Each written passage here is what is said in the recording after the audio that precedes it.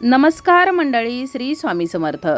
चैत्र शुद्ध प्रतिपदा म्हणजेच वसंत ऋतूच्या आगमनाची नांदी. एवढंच या दिनाचं वैशिष्ट्य नाही तर विश्व उत्पत्तीच्या आदिम क्षणांचा तो साक्षीदार आहे. ब्रह्मपुराणानुसार महाप्रलयानंतर ब्रह्मदेवानी चैत्र शुद्ध प्रतिपदेच्या दिवशी या विश्वाची उत्पत्ती केली. या तिथीला भूतलावर नवजीवन संचालित झाले. एका पौराणिक कथेनुसार मर्यादा पुरुषोत्तम रघुपती श्री रामचंद्रांनी रावणाचा पराभव करून असुरी शक्तीचा नाश केला आणि 14 वर्षाचा वनवास संपवून माता सीतेसह ते अयोध्येत परत आले. त्या दिवशी अयोध्यावासी यांनी तोरण पताका लावून गुढी उभारून विजयोत्सव साजरा केला आणि त्यापासूनच गुढीपाडवा या सणाची सुरुवात झाली. पाडवो या संस्कृत शब्दाचा अपभ्रंश, पाडवा या शब्दाचा मराठी अर्थ चंद्राची कला. चैत्र शुद्ध प्रतिपदेनंतर चंद्र कलेकलेने वाढतो म्हणून चैत्र शुद्ध प्रतिपदेला चैत्र पाडवा हे गोंडस नामकरण लाभले. यालाच आपण गुढीपाडवा असं देखील म्हणतो. तर यंदा म्हणजेच 2026 मध्ये 19 मार्च 2026ला आपण हा गुढीपाडवा सण साजरा करणार आहोत. 3.5 मुहूर्तांपैकी एक मुहूर्त असलेला हा गुढीपाडवा, या दिवशी मौल्यवान वस्तू खरेदी करणं शुभ मानलं जातं. त्याचबरोबर या दिवशी अनेक उपाय सेवा देखील केल्या जातात. माता लक्ष्मीची, भगवान श्री हरी विष्णूंची या दिवशी पूजा सेवा केली जाते.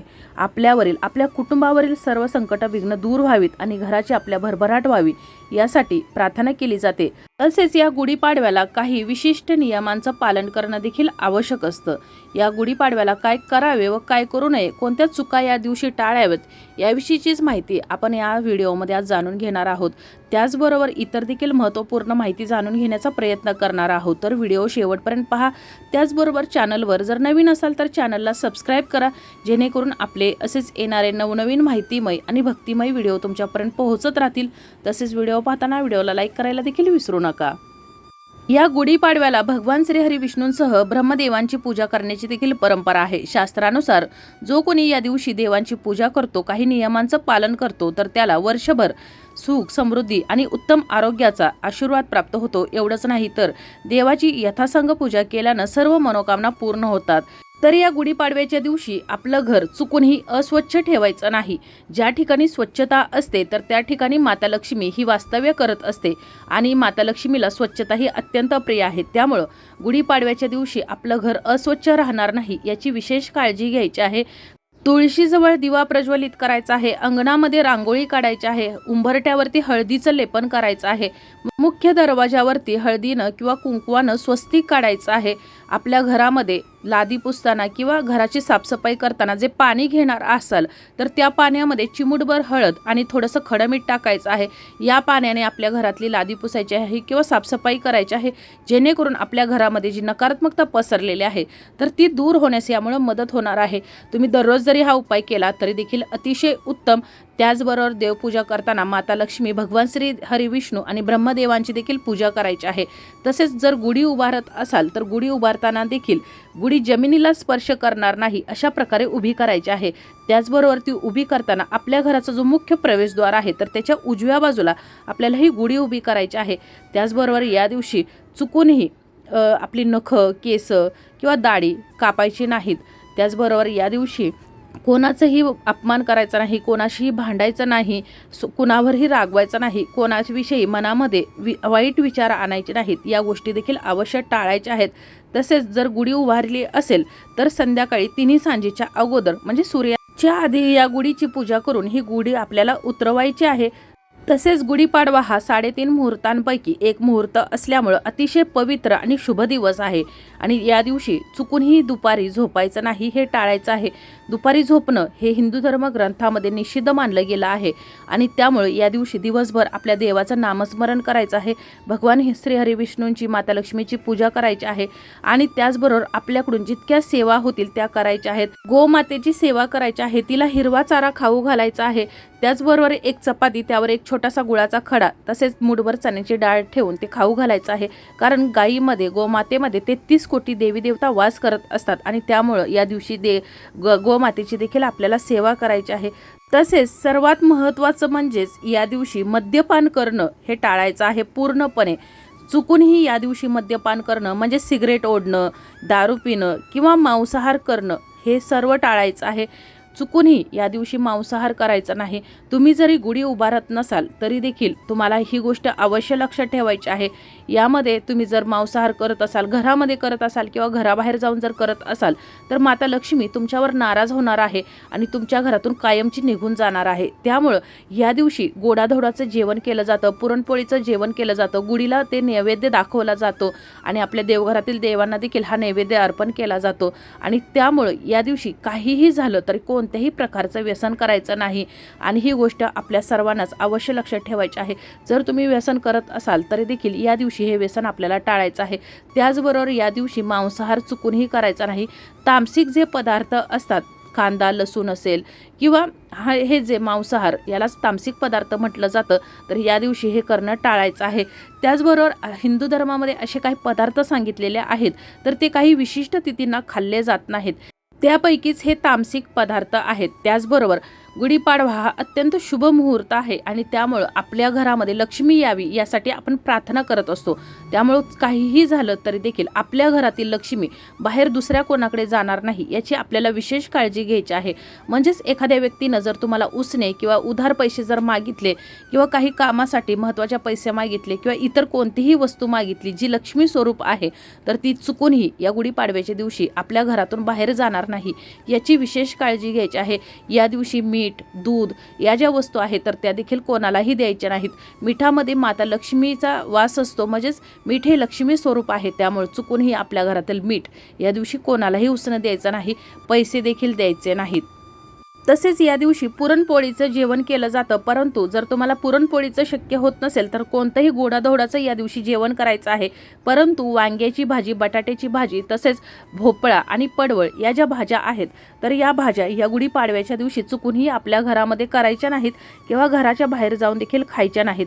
तसेच या दिवशी शक्य असेल तर नवीच कपडे घालायचे आहेत। जर तुमच्याकडे नवी कपडे घालणं शक्य होत नसेल तर स्वच्छ धुतलेली आणि साफसुथरी जी कपडे असतील तर ती या दिवशी घालायची आहेत। त्याचबरोबर या दिवशी गुढीला जी साडी नेसवणार आहात तर ती शुभ रंगाची असावी आणि त्याचबरोबर आपण जी कपडे घालणार आहात तर ती देखील शुभ रंगाची असावीत। काळ्या रंगाची किंवा पांढऱ्या रंगाची कपडे घालणं या दिवशी टाळायचं आहे। तसेच तुम्ही देवपूजा करताना कोणत्याही चुका करायच्या नाहीत आणि जर चूक झाली किंवा नसेल झाली तरी देखील पूजा झाल्यानंतर कोणतीही चूक झाली असेल तर त्यासाठी आपल्या देवी देवतांना आपल्याला क्षमा मागायची आहे। जर गरज नसेल तर शक्यतो या दिवशी प्रवास टाळायचा आहे, कोणतेही ठिकाणी घर सोडून जायचं नाही। त्याचबरोबर या दिवशी मौल्यवान वस्तू खरेदी करणं शुभ मानलं जातं, परंतु प्रत्येकालाच या मौल्यवान वस्तू खरेदी करणं शक्य होत नाही। तरी देखील या गुढीपाडव्याच्या दिवशी सेकंड हँड वस्तू असतात, म्हणजेच ज्या अगोदर कोणीतरी वापरलेल्या असतात तर त्या वस्तूची आपल्याकडे पैसे नाहीत म्हणून चुकूनही खरेदी करू नये। तसेच दुसऱ्यांनी एखाद्याने दिलेले जे जुने कपडे असतात तर ते देखील घ्यायचे नाहीत किंवा घालायचे नाहीत। जुन्या वस्तू या दिवशी खरेदी करणं अशुभ मानलं जातं आणि यामुळं दुसऱ्याच्या घरातील जी नकारात्मकता असेल किंवा दुसऱ्याच्या घरातील जे दोष असतील ते आपल्या घरामध्ये येतात आणि आपल्या यामुळे घरावर, कुटुंबावर संकट येण्याची शक्यता असते। त्यामुळं या गुढीपाडव्याच्या दिवशी किंवा इतरही दिवशी जे लोकांनी वापरलेले कपडे असतात किंवा जुन्या वस्तू ज्या असतात तर ते घेणं टाळायचं आहे। त्याचबरोबर या दिवशी सोनं, चांदी किंवा तुम्ही तांब्याच्या देखील वस्तू खरेदी करू शकता, परंतु चुकूनही लोखंडाच्या वस्तू खरेदी करणं या दिवशी टाळायचं आहे, खरेदी करायच्या नाहीत। लोखंडाचा संबंध हा नकारात्मकतेशी असतो आणि त्यामुळं या दिवशी या वस्तू खरेदी करणं आपल्या हिंदू धर्मामध्ये निषिद्ध मानले गेले आहेत। त्यामुळे तुम्हाला काही शक्य होत नसेल तर तुम्ही तांब्याची एखादी छोटीशी वस्तू, एखादा दिवा असेल किंवा एखादा तामण असेल, एखादा तांब्या असेल तर तो खरेदी करू शकता, परंतु लोखंडाची वस्तू किंवा पितळेची वस्तू खरेदी करायची नाही। तसेच गुढीपाडव्याच्या दिवशी उधारीवर कोणतीही वस्तू खरेदी करायची नाही। जर तुमच्याकडे पैसे नसतील तर तुम्ही वस्तू खरेदी करू नका, परंतु उधार एखाद्याकडून एखादी वस्तू खरेदी करू नका, यामुळे आर्थिक तणाव निर्माण होण्याची देखील शक्यता असते। तर अशा प्रकारे तुम्हाला मी आता ज्या काही या गोष्टी सांगितलेल्या आहेत, जे काही चुका सांगितलेल्या आहेत तर त्या या गुढीपाडव्याच्या दिवशी चुकूनही करायच्या नाहीत। त्याचबरोबर मी जे तामसिक पदार्थ सांगितलेले आहेत, कांदा, लसूण किंवा मांसाहार, सिगरेट, दारू हे जे पदार्थ आहेत, या ज्या वस्तू आहेत तर यांचं सेवन करायचं नाही चुकूनही। तुम्ही घरामध्येही करायचं नाही किंवा घराबाहेरही जाऊन करायचं नाही। जर तुम्ही हे तामसिक पदार्थ घेत असाल, मांसाहार करत असाल किंवा दारू, सिगरेट ओढत असाल आणि घरामध्ये जर देवपूजा करत असाल, गुढीपाडवा करत असाल तर तुम्हाला माता लक्ष्मीचा कधीही आशीर्वाद प्राप्त होणार नाही। उलट तुमच्या घरामध्ये दारिद्र्य येण्याची शक्यता आहे, घरातील लक्ष्मी घरातून नाराज होऊन निघून जाईल आणि त्यामुळे त्यामुळे हे जे तामसिक पदार्थ आहेत तर हे या दिवशी खायचं नाही, चुकूनही टाळायचं आहे. त्याचबरोबर या गुढीपाडव्याच्या दिवशी ब्रह्ममुहूर्तावर उठून स्नान करून प्रथम आपल्याला गणपती बाप्पांची पूजा करायची आहे. यानंतर विधीनुसार भगवान श्री हरी विष्णू आणि ब्रह्मदेवांची पूजा करायची आहे. तसेच ओम ब्रह्मणे नमः या मंत्राचा 108 वेळा जप करावा. माता लक्ष्मीचा जप करावा. दुर्गा मातेचं ध्यान करावं. पूजेपूर्वी आणि पूजेनंतर संपूर्ण घरामध्ये आपल्या गंगाजल शिंपडायचं आहे. कडुलिंबाच्या पानांची पावडर करून त्यात मीठ, हिंग, जिरे, काळी मिरी आणि साखर घालून हे आपल्याला खायचं आहे. त्याचबरोबर आपला घराचा जो मुख्य दरवाजा आहे तर त्याच्यावरती आंब्याचं तोरण लावायचं आहे, आंब्याच्या पानांचं तोरण लावायचं आहे. अशा प्रकारे तुम्हाला या गुढीपाडव्याला पूजा करायची आहे, गुढी उभारायची आहे, सेवा करायची आहेत. माता लक्ष्मीचं, भगवान श्री हरी विष्णूंचं, आपल्या कुलदेवतेचं या दिवशी नामस्मरण करायचं आहे. मी ज्या काही चुका सांगितलेल्या आहेत तर त्या चुका अवश्य टाळायच्या आहेत. तुम्ही जर या दिवशी या चुका केल्या नाहीत तर वर्षभर तुमच्या घराची भरभराट होणार आहे, घरामध्ये सुख समृद्धी नांदणार आहे आणि माता लक्ष्मीचा कृपाशीर्वाद तुमच्या कुटुंबावर सदैव राहणार आहे.